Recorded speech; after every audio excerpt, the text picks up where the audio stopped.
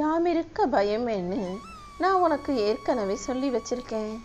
ஆனால் இந்த அப்பன் முருகன் உனக்காக இருக்கேன்றதையே மறந்துட்டு எதற்காக நீ பயப்படணும்?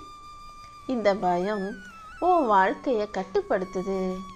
எந்த விஷயங்களையும் நீ சரியாக செய்ய முடியாத அளவுக்கு எல்லா விஷயத்திலும் இந்த பயம் குறுக்கே வந்து உன் முன்னேற்றத்தை தடுக்கிறது உனக்கு புரியலையா?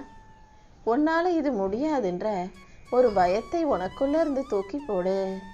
உனக்கு இது தெரியாது, நீ எவ்வளவு கஷ்டப்பட்டாலும் இது சரியாக வராதுன்ற அந்த சந்தேகம் கலந்த பயம் உனக்கு வேண்டாம்.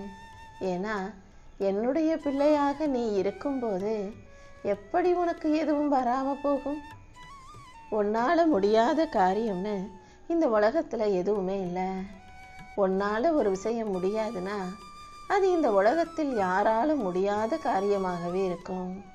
அப்படி இன்னொருத்தர் அந்த வேலையை சரியாக செய்கிறாங்கன்னா அது நிச்சயமாக உன்னாலும் முடியும். ஏன்னா நீ சாதாரண பிள்ளை அல்ல, இந்த அப்பன் திருச்செந்தூரானின் பிள்ளை அல்லவா?